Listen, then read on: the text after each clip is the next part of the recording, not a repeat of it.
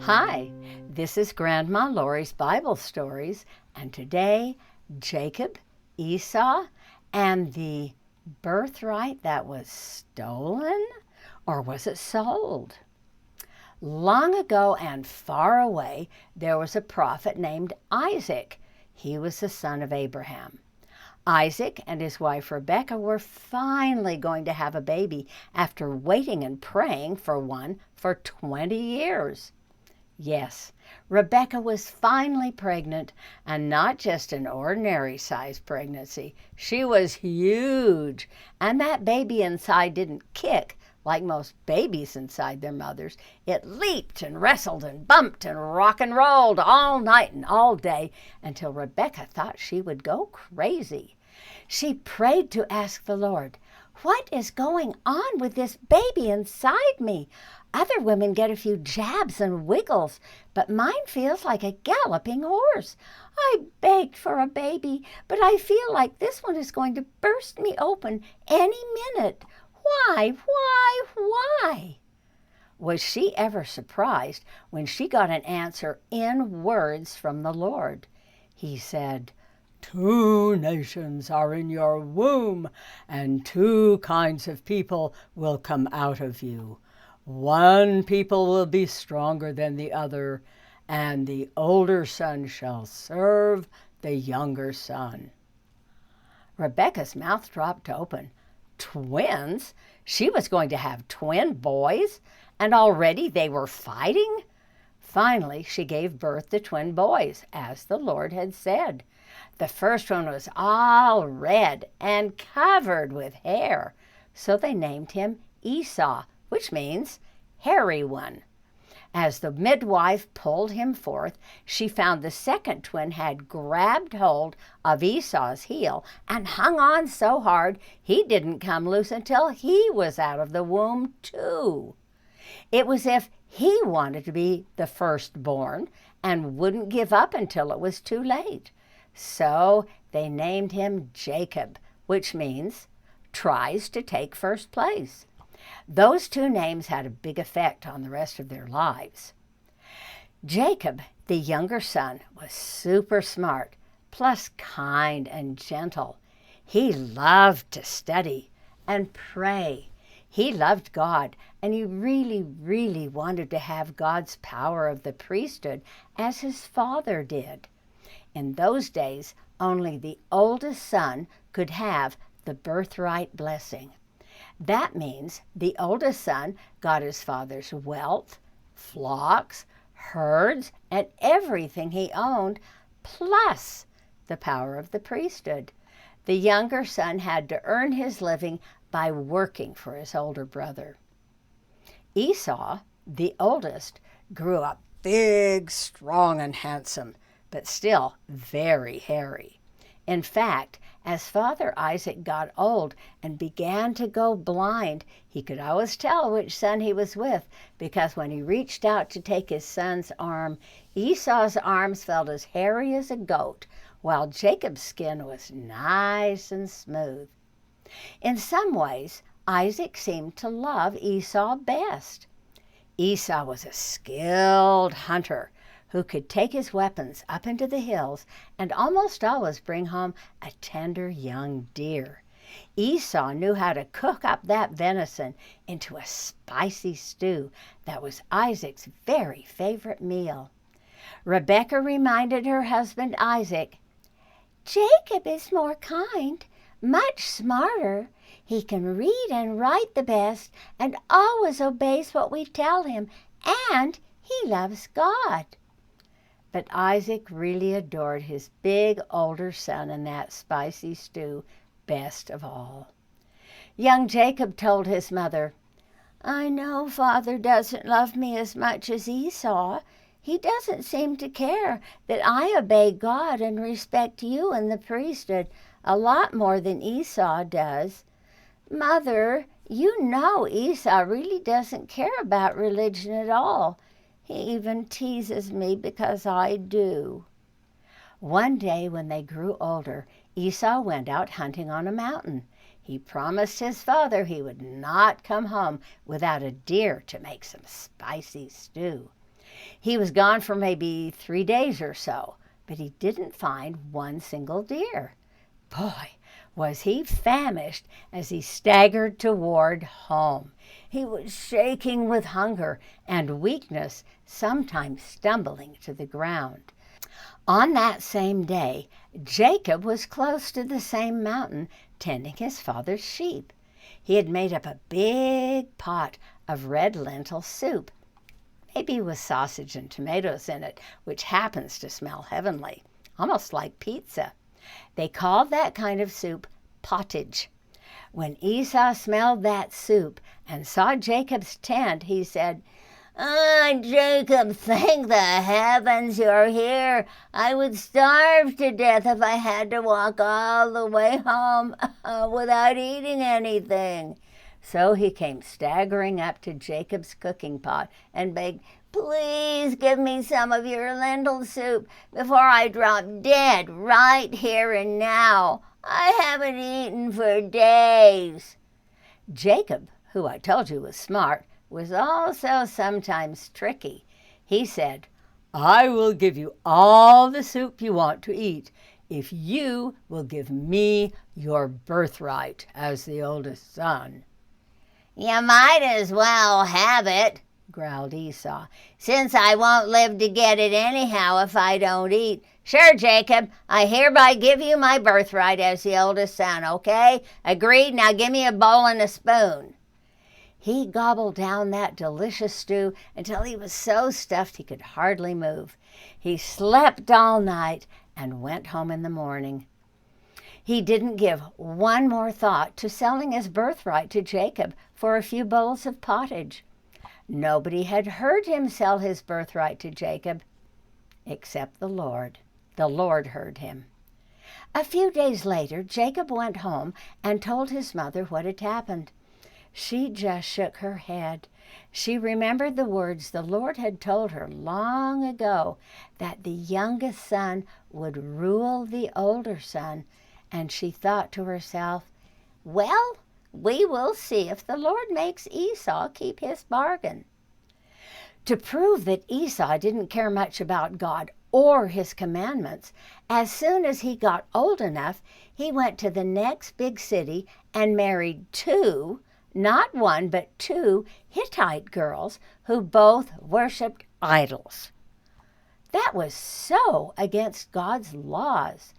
If you marry someone who does not believe in the true God, chances are very good that you will stop caring about God as well. You will not care very much about keeping his commandments or saying your prayers. And that's just what happened to Esau. When Esau turned away from God, it made his parents grieve and cry. "Oh, Isaac, what are we going to do with Esau? He doesn't love the Lord, and pretty soon those wives will have him worshiping idols like they do." "Oh, Rebecca, what have I done? I've spoiled Esau by not teaching him better, by letting him get away without prayers or scriptures or sacrifice or even obedience. I wish I were dead instead of this. But I still love Esau so much, Rebecca." Though they wept for a long, long time, they loved their oldest son anyway, because that's what good parents do. Meanwhile, Jacob stayed home, obeyed his parents, loved God with all his heart, and was a faithful son. Isaac was glad Jacob was such a good young man, but he sure missed Esau and his spicy stew. In time, Father Isaac grew very old and knew he could not live much longer. He was feeble and a little foggy in his mind, and he had gone blind as well. So he knew it was time to give his oldest son the birthright blessing, which included giving Esau the Lord's priesthood as well. So he sent a message to Esau to come home and visit. Esau showed up saying, "Here I am, Father." Isaac reached out to stroke Esau's hairy arm. "Ah, my dear oldest son, I don't know how long I would live, so I better give you the birthright blessing now. But first, I want you to go hunting for me again. Take your weapons and go shoot a deer. Then come home and make me some of that wonderful spicy stew I love so much. After I eat, I will give you the birthright blessing." Neither Isaac nor Esau realized that Rebekah was right outside of the tent, sewing. She heard every word Isaac said. As soon as she saw Esau head up into the hills, she called her son Jacob and took him aside to tell him what his father Isaac had said. "Oh no," said Jacob. "Esau sold me his birthright. Now he's going to get the priesthood and everything else anyway. And he doesn't even care about the priesthood. This is so not right." Rebekah said, "Listen, son, I know what Esau promised you, and I know what the Lord promised me before you were born. So I will tell you exactly what to do, and you must obey me perfectly." Jacob straightened up, his eyes bright. "I'll do whatever you say, Mother." "Good," said Mother Rebekah. "First, go to the flocks and get me 2 young goats. I know the recipe for Esau's stew, and I will make up the goat meat so it tastes just like venison. Then you will take it in to your father. He is blind and will not know the difference. Besides, your voice doesn't sound that much different from Esau's. Then your father will give you the birthright blessing."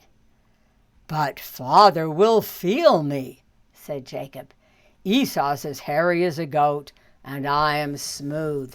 Father will not be fooled. In fact, he may give me a curse instead of a blessing for trying to fool him." "If he does, I'll take that curse on myself. You just do what I said. I've known how to handle your father for years. I must do it now, too. Son, trust me. You getting the birthright and the priesthood matters enormously for Isaac's future grandchildren." So Jacob brought 2 young goats, and Rebekah started to make the stew. From a trunk Esau had left behind, Rebekah took out some of Esau's fancy older clothes. Esau had a rather strong smell, and so did his clothes. Then Rebekah searched out some nice, soft baby goat skins with the hair still on, and got a needle and a thread. When the stew was done, it was perfect, and Esau wouldn't be home from hunting for hours. Rebekah sewed the kid skins to fit Jacob's forearms and the backs of his hands.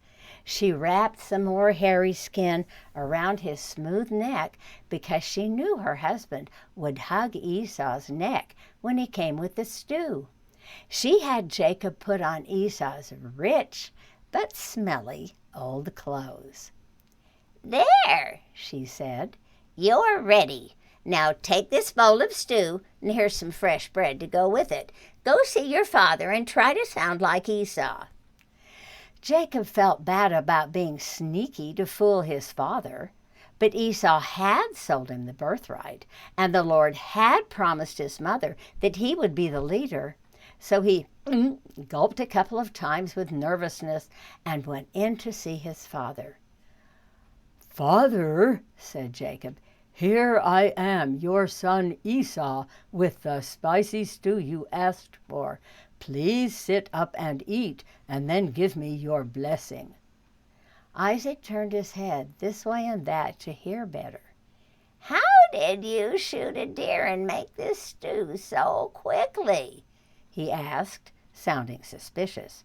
"Come closer so I may feel you. Then I'll know if you are Esau."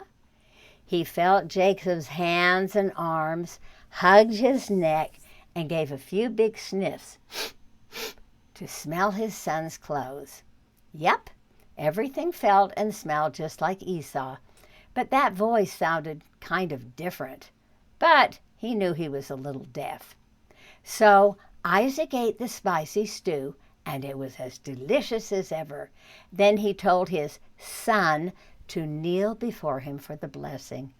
Isaac put his hands on Jacob's head and said, "May God give you plenty of rain from heaven and all the best of the earth, plenty to eat and drink.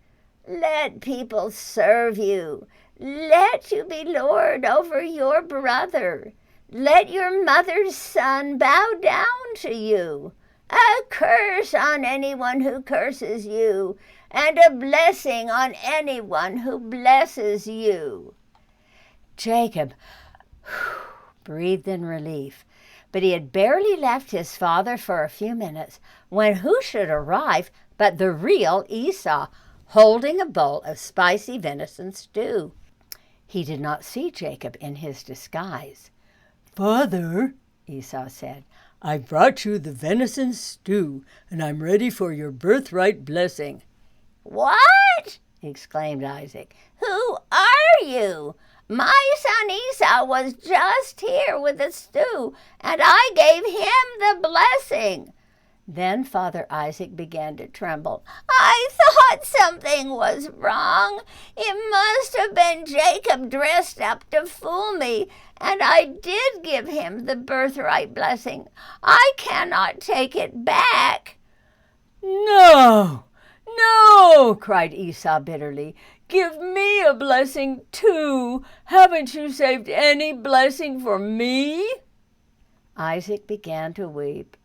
"I have given him everything. I even said you would be his servant, but I can give you a lesser blessing." He put his hands on Esau's head and said, "You shall have the plenty from the earth and rain from heaven above. You shall live by the sword, but you shall serve your brother. But one day you will break free." So Esau got a blessing too, but he hated his brother fiercely. He said to his friends, "As soon as my father dies, I will kill Jacob. I swear I will kill him."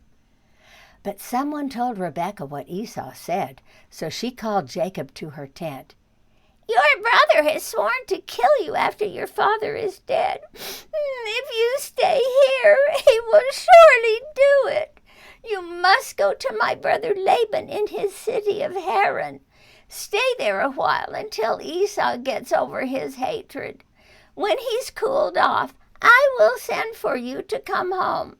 I don't want to lose you both." After a little more weeping, she begged, "Oh, Jacob, I'm sick to death of the idol-worshipping women Esau married. I don't even want to live when I think of them. Please, Jacob, when you go to my brother, be sure you find a wife there who believes in the true God as your father and I do." Jacob solemnly promised his mother, but he refused to leave before he made peace with his father Isaac. Finally, he got up enough courage to kneel before his father's bed. "Father, I'm sorry I deceived you. I don't care about your money and wealth, but I do care about the priesthood. You know I will treat it with great respect. I am going to find my mother's family. After I leave, you can give everything to Esau if you want, because he cares most about riches and doesn't care about the Lord." Isaac had been thinking hard and realized his son Jacob was right, at least about the priesthood blessing and Esau loving riches. "My son," he said, "if you go to your mother's people, you must only marry a woman who knows and loves the true God. That is my commandment to you. Will you promise me?" "I promise, Father, and I will leave very soon as well." "Good. Then I give you all the blessings of Father Abraham." Well, as we learned before, it's hard to keep any secrets if you live in cloth tents. Esau heard what his father said and finally realized what a bad thing he had done by marrying idol-worshiping women. So he decided the best thing to do was get more wives that his father and mother would like. So Esau married 2 more women who were related to old Abraham and did believe in the true God. Esau hoped his father would now give him more blessings. Soon, Jacob started on his journey to Uncle Laban's house with only a small amount of wealth, and Esau stayed behind with his parents, Isaac and Rebekah. He was very glad that Jacob had left behind all their father's riches for him to keep for himself. Now, this is not the end of the story. There's more to come about Jacob, including a few surprises. But one lesson of this story is clear. If you obey the Lord, things might not be super duper immediately, but things will work out at the best time and in the best way. That is the Lord's promise to you. Waiting is hard, no kidding, but trust Him. Obey Him. The Lord loves you and will not let you down. Bye for now.